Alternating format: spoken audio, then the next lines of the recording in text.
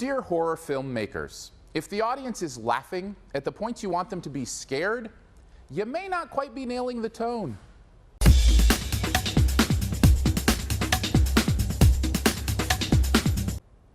Insidious Chapter 2 is the sequel to 2011's Insidious. Picks off right where the last one left off, with more spirit world shenanigans torturing the life of one family just trying to get a good night's sleep.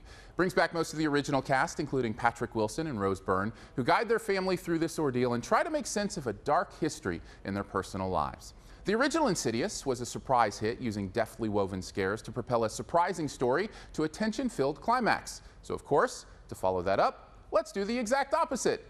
Now, before we get into how this movie falls apart, let's start with what actually works. This shouldn't take long. It's Patrick Wilson. There, that's about it. I mean, I guess there might be a few scary moments to look forward to in this if you're a horror fan, but overall for me, Mr. Wilson was the only thing worth praising.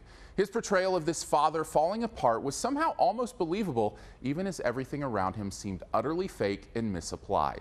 Speaking of fake and misapplied, I swear in this movie I saw two fake beards. Fake beards! I mean, that's like high school play level incompetence. To not even glue a beard on right? Of course, I could be wrong. Maybe these actors actually grow facial hair that looks like a poorly applied fake beard, but wow. And that's just one example of how this movie falls completely apart. It's hard to be scared when you're laughing at how bad something is. There were at least a half dozen times someone in my theater laughed at points in this movie where they were trying to scare us. Whether it was the horribly crafted and delivered dialogue or the ham-fisted over-the-top effects, the unintentional comedy on this one seemed really high to me.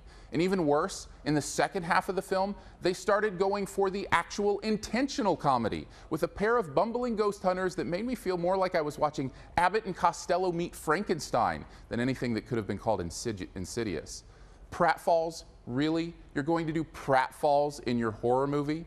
Whatever the case, all of this humor, whether it was intended or not, completely derails any tension the film's story might have accrued. Late in the movie, one of the characters, upon entering a creepy home, says, as if he is saying something extremely clever, "Let's just say this house didn't have a lot of good things happen in it." And you know what? Neither did this movie. Insidious Chapter 2 is a D+. Thanks again for watching this Your Movie Friend review. Glad you found it, and if you liked it and you want to see more, you can search for older reviews at yourmoviefriend.com. You can be part of a community at the Your Movie Friend Facebook page, or subscribe to the YouTube channel to be the first to know when new reviews are out. Just click the big gray subscribe button that's about to appear.